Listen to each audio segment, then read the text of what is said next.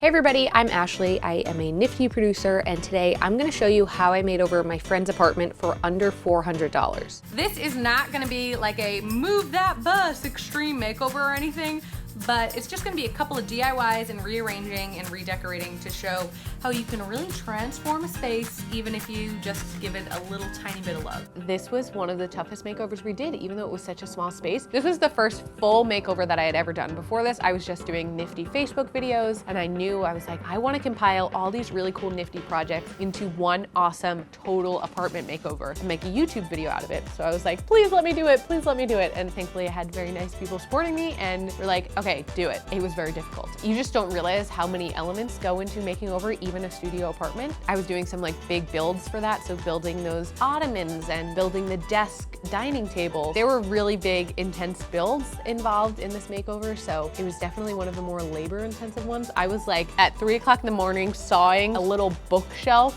to make a play castle for her cat Reese, who I also love. It was crazy, but it was totally worth it. When I look back, I'm like, oh my gosh, Spacelift has come a long way from that first video. Even just the graphics alone have really improved. I really like looking back at this video because that was kind of what started everything. And now we're shooting a full season of Spacelift, so it started with this one makeover. Here we have my couch.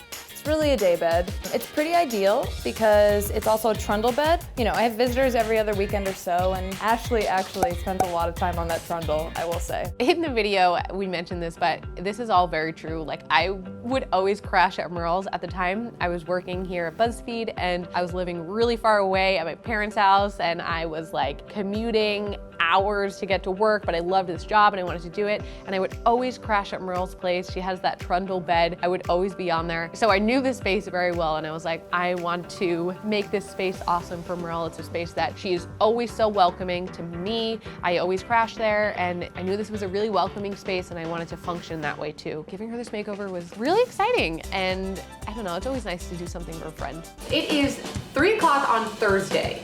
Merle will be back in the apartment at 3 o'clock on Friday, which means that I have 24 hours here to transform this into the DIY oasis I've dreamed up in my head. For a lot of people my age and all of my friends' ages, you know, mid-20s, whether you're living in a big city or not, like, you're probably renting, right? And it's really easy to fall into a trap of like, oh, this is a rental, I don't own it, like, why invest in it? But I do not approve of that attitude, because wherever you're living, you are spending time there, and that is your home. Making it feel that way is so important, and I really, really do believe it will transform your mindset if you have a place that you love and are inspired by to come home to every day. I hope with these videos I'm showing people that it doesn't take that much time, it doesn't take that much money, and it doesn't take that much crazy skill sets to really make a place feel like home and have it represent you and be welcoming to all your family and friends. There's 4 main projects and DIYs that I'm going to be doing.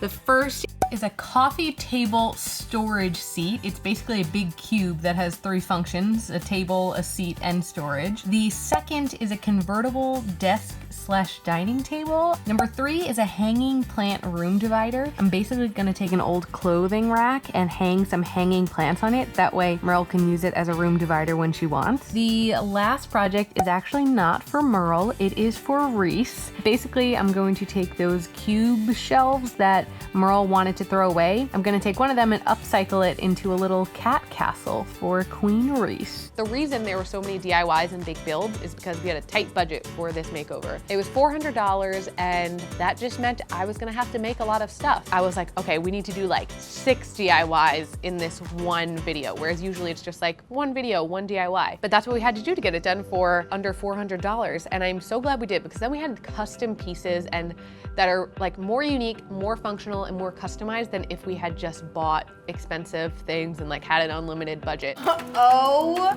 my God, where the f am I? God, Ashley, where's my bed? Holy shit. I really am so passionate about helping people invest in their spaces and turning them into homes and not just apartments and not just rentals and not just a place where you put your stuff, because you're spending so much time there and it can seem daunting and it can seem expensive and it can seem like I can't get it to be exactly what I want it to be, so I might as well not invest in it at all. which is like, oh, I hate that attitude. It shouldn't be like that at all. There's little affordable things that you can do to transform any space and to make it feel like home. That's the famous last words though, you know, before you blind me. It was nice, the apartment looked great 10 years ago when I could see it. Do it. I hate things that pop. I'm serious, I really do.